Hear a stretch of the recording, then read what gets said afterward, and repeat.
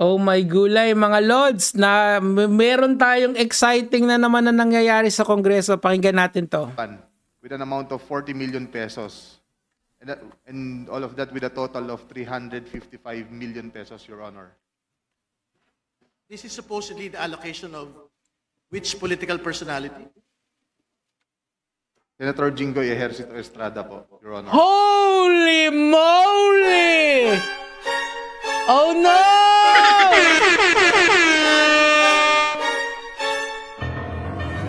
Hindi safe si Jinggoy Estrada. Ito yung kahapon yung ginisa nila sa at kinontep din yata nila to My God, one more time. Let's go. Personality? Ulit. Supposedly the allocation of which political personality? Senator Jinggoy Ejercito Estrada po. Thank you for the clarification. Proceed with reading. Yari si Senator Cutie. Galit na galit sa mga diskaya. Yung pala. Meron din pala siyang tinatagong kagandahan. Kagandahang asal. Tuloy natin. Let's go. Written statement. Chair, may I continue? Let him finish the handwritten statement. Tapos lang po yung handwritten statement ng pagbasa.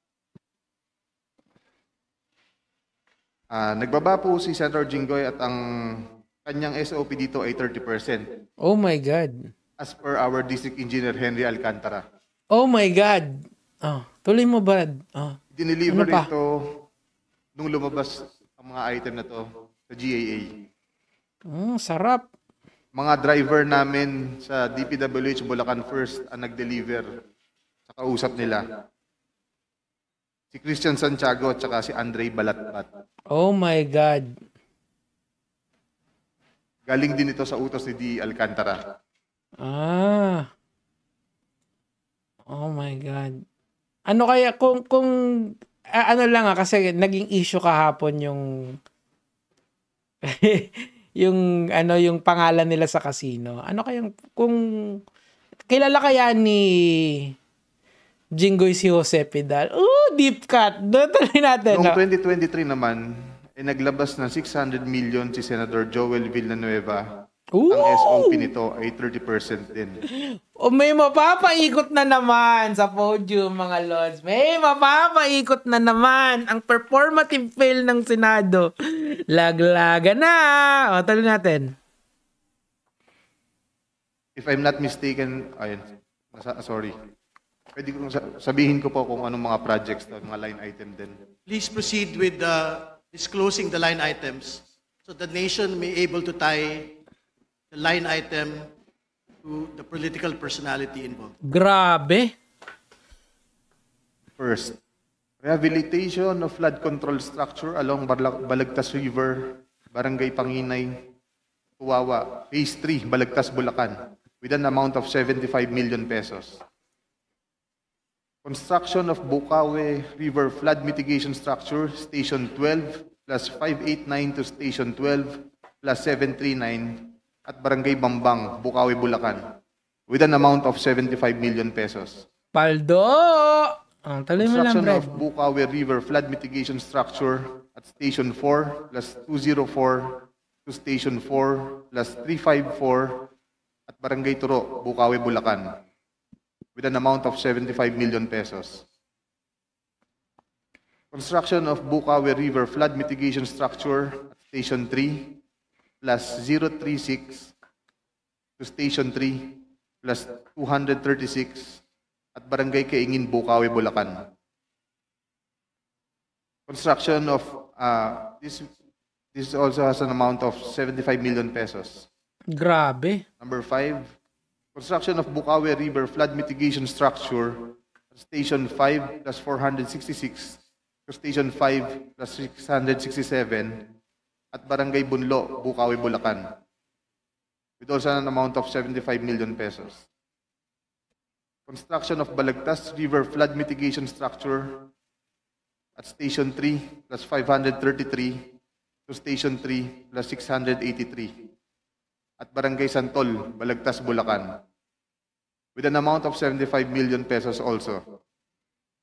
construction of Balagtas River flood mitigation structure at Station 7 plus 654 to Station 7 plus 804. Ang maganda rito, mas specific yung allegations niya kesa kahapon, 'di ba? Kasi kahapon kasi name drop. Ito kasi may kasamang line items na tinatawag. So ano po ba yung line items? Yung line items kasi, yan yung specific projects na ipopropose ng DPW, na pinopropose ng isang departamento doon sa ating GAA or budget. Kunyari, isipin nyo parang ito ay, kunyari nasa isang pamilya kayo, ito yung request ni ate or ni kuya sa grocery list. Ganon yung ibig sabihin niya. Aray ko, may mapapaikot na naman sa podium na gano'n. At saka magagalit na naman si Senator QT_11.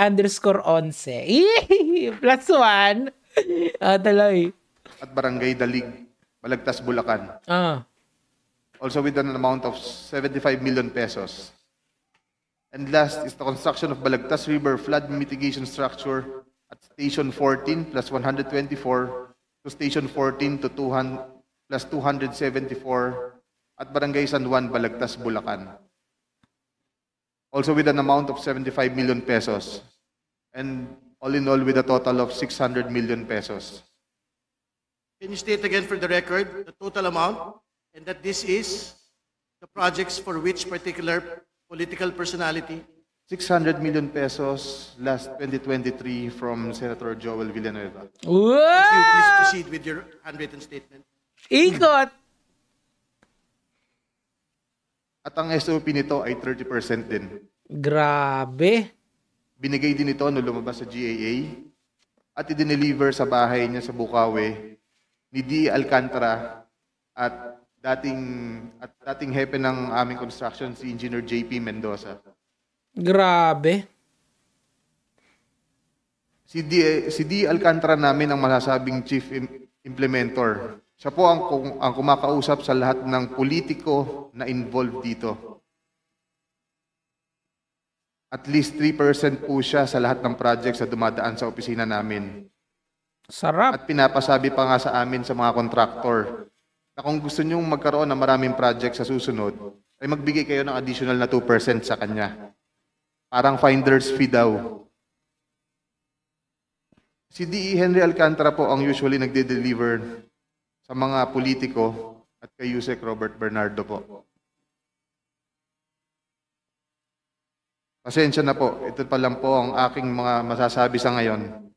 Mabigyan lang po ako ng sapat na oras pagkakataon na makausap ang aking mga abogando. Handa na po akong maglabas ng lahat ng nalalaman ko pa. Yan ang maganda. Laglagan na. Saan ang mas magandang laglagan? Yan ang gusto kong malaman. No? Maraming salamat po. Mr. Chair. Mr. Chair, Mr. Chair. I still have... Okay, so ang nilaglag niya dito yung mga senador kahapon na umeepal. Ang tanong na lang dyan, maniniwala ba kayo dito sa tao na to o mas paniniwalaan niyo yung mga diskaya? Tandaan nyo, etong si Bryce Erickson Hernandez, eto yung nagkakasino ng milyon-milyon, yung according to the Senate hearing, and kinontempt nga nila tong tao na to. So nakabawi si idol mo. Binawian niya si Cutie Pie, tragis na yan.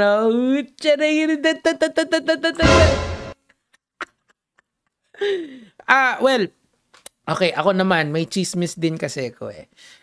Pero kayo magre-research nito pagka close nyo tin video na to, mag-google na agad kayo. Ay, kinikilabutan ako, parang nag-i-spider sense ako. So meron akong nakuhang information na according to yung contact ko sa sa outer space, sa Mars. Try nyong hanapin yung mga politiko sa Maynila. Sino ba yung naging doon? Tapos tingnan nyo kung sino yung engineer doon ng DPWH, under who, di ba? So, mag-connect nyo yun, medyo yung position ni Hernandez ngayon, parang paniniwalaan nyo. Parang lang naman. Pero who knows, 'di ba? Hindi natin alam. Syempre, may presumption of innocence tayo lagi. Ibig sabihin, miski galit kayo kay Senator QT, kailangan yung at saka kay the most performative male sa Senado, kailangan yung bigyan sila ng chance mag-explain, 'di ba? To listen to both sides. But you know what? Yeah! Yun lang naman po yung sa akin for today, mga